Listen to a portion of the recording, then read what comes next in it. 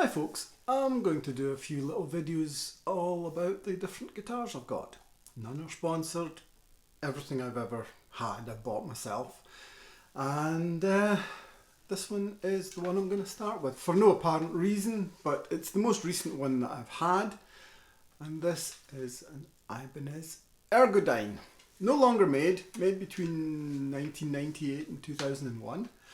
But this was for sale just a couple of kilometres along the road from me. And I got it for the bargain price of €135. Now, these were made in Korea. I think they're made by Cortec. But the Korean made Ibanez are something I really like. That Gem Junior 555 is one from around 2004. I've got a 2006 HG Geiger RG, which is another nice guitar. It's a through neck RG. I've got a Ibanez RBM, which is the old Red Beach model, but they made a cheaper Korean version, which again is a really nice guitar. And another one or two other ones that have been butchered and chopped around over the years. Now, the reason I tend to like them is I tend to rate the quality of these up there with a lot of the newer Ibanez premiums, which I have one. I've got RG1070 PBZ. Hey, got the code right. But these I find, and it doesn't matter which one I've got, I think, like I said, there's 5 of them. I tend to find that they're very playable. They don't have the nice rounded fret edge that some of the premiums have. But compared to most of the Indonesian made Ibanez, I tend to find that the nut is cut into the body better. Better for me being lower. So it means it's a lovely low action on the first fret, which means you can set a lovely low action over the rest of the guitar. As long as that nut is clearing the first fret, you're absolutely fine. I think even John Suhr agrees with that. So we'll go with his opinion. But I always find that if this is nice and low at the nut, you get a really nice action. And this is no exception. And like I say, this was €135 I paid for it. Floyd Rose TRS2 trem. So it's not one of Ibanez's own models. And it's okay. I've not had a problem. I've not had it going out of tune. And it gets a bit of abuse. I play in a 80s kind of hair metal band, hence the Kramer Tiger stripe there. Now, the thing you might notice is looking at that is you think, well, that's like the JS Satriani JS models, and it really is. The giveaway is the jack mounting is on the top. The JS Satriani ones are mounted under here. But, so what? It's also an HSH configuration, 22 fret, beautiful access. You see it's cut away here. And I would say it's cut away in the wood, but it's not. This is tone plastic. It's made from a material called Luthite. It's written on the back. If I can zoom in, there, Luthite body, which is a plastic, but it's tough. It feels like wood. It's quite resonant. If I'm just sitting without plugging anything in and I need a guitar, I tend to pick this up because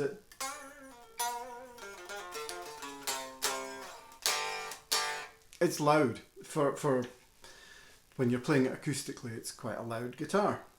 Like I say, 22 frets, access, you know, no bother.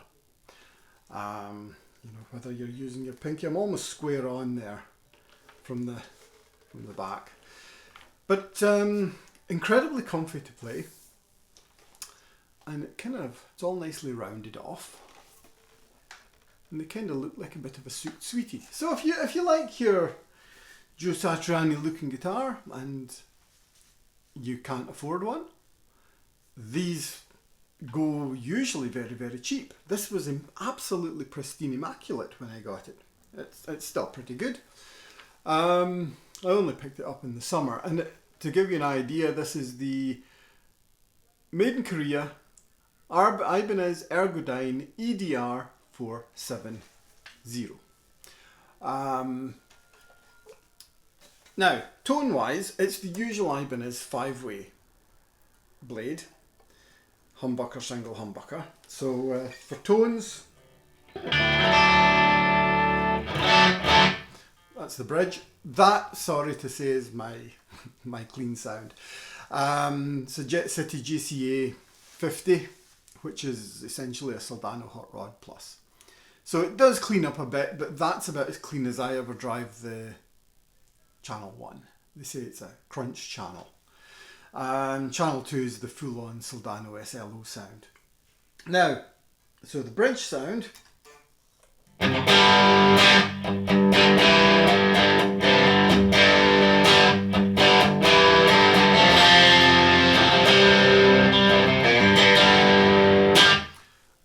While I remember, the speakers in that are Celestion Vintage 30s. So it's a pretty standard setup. It's an old Harley Benton cabinet that had 8-ohm speakers in it, but I took them out, put them into a couple of 2x12s, wired them in series, made them into 16-ohm in series cabinets. I have my reasons, but by and by. So, like I say, this model I think was made in 1999 or 2000. And as you see, there's not a chip, there's not a mark. I'm not even sure if you can chip these, if it's a painted coat or if it's dyed plastic. I really don't know. I don't particularly care. The pickups on it are Ibanez's own Axis series, and there's always a debate about pickups. You know, is it good, are they bad, are they dark, are they bright? I've got tone controls. I'm not too fussy. That gem has got DiMarzio Evolutions. This Kramer has got a Seymour Duncan JB in the bridge and a Jazz in the neck. These are Ibanez's own, or Ibanez's, Ibanez, and I'm happy with it. I'll go and gig it. There's no issues. So, second position. So, second position being the neck and the front, the middle coil and the front of the bridge coil. And that's your kind of Skinner Day.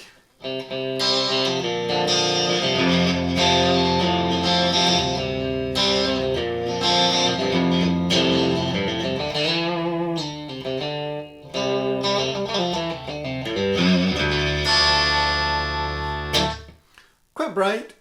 You know, people do say, oh, these pickups are quite dark and they're quite muddy, but this is quite a bright setup.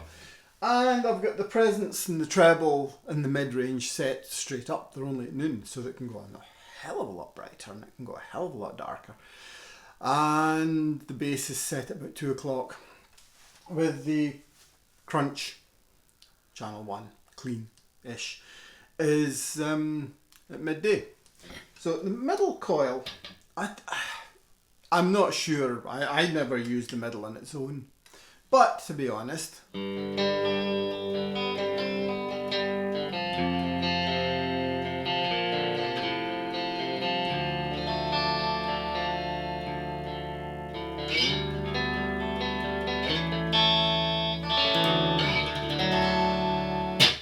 it's clean, it's nice, it's not too harsh, it's a nice single coil tone, so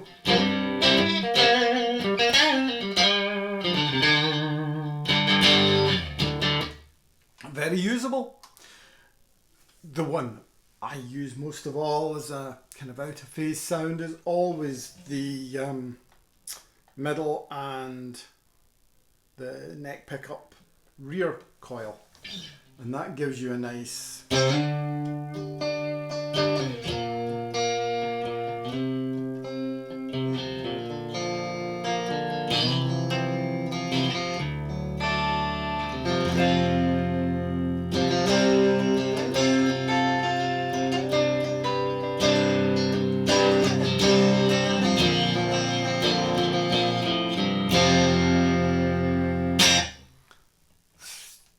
good, sounds fine. I wouldn't bother changing the pickups in this, like I say, and the neck pickup is the usual nice and big.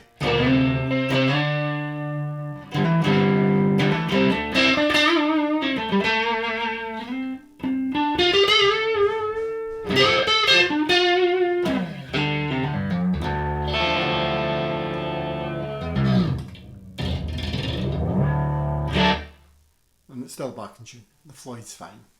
So a bit of a high gain sound. I'll just put on a Boss SD1, which I always use just to tighten it up.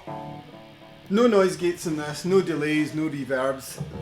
This is kind of one of my main live sounds. Back to the bridge, and it does that Soldano way with this 80s.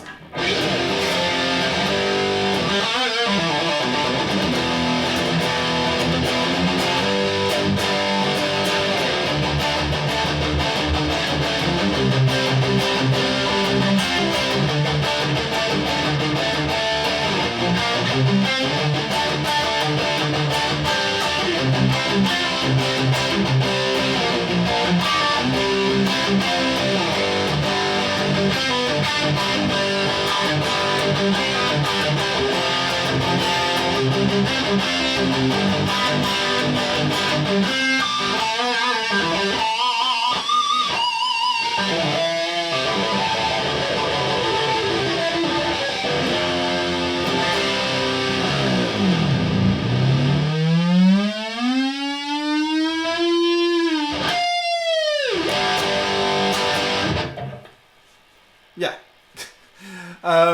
And just keep remembering, €135. It's bargain, absolute bargain of the year. And you can pick them up cheap. And I'm not going to use the word unaffordable or anything. €135 for a Korean made guitar that plays like this is cheap. So a bit of neck.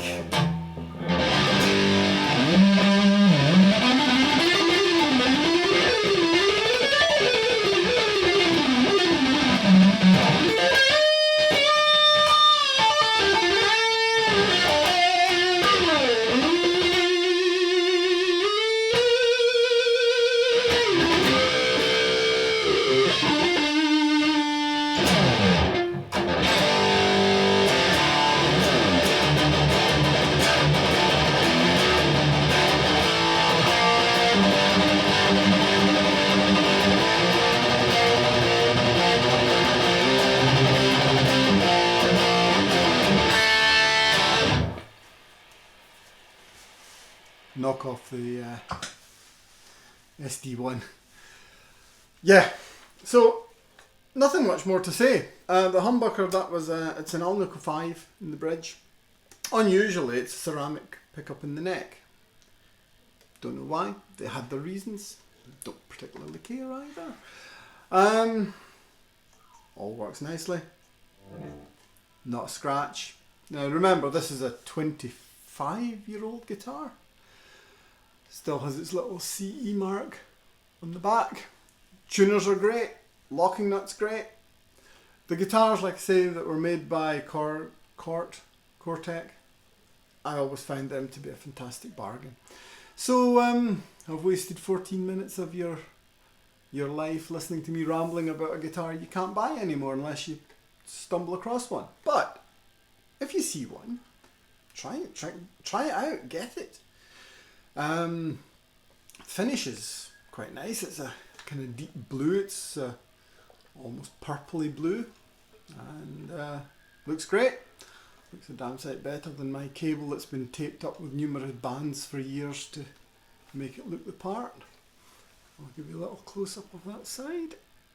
The nice cutaways, and thank you very much. And I'll do possibly the gem at some point. There's 1,000 videos about gems, but why not? And the Kramer Pacer, which it's a good guitar. It's a really good guitar. And a few of the others. Thank you very much. Bye bye.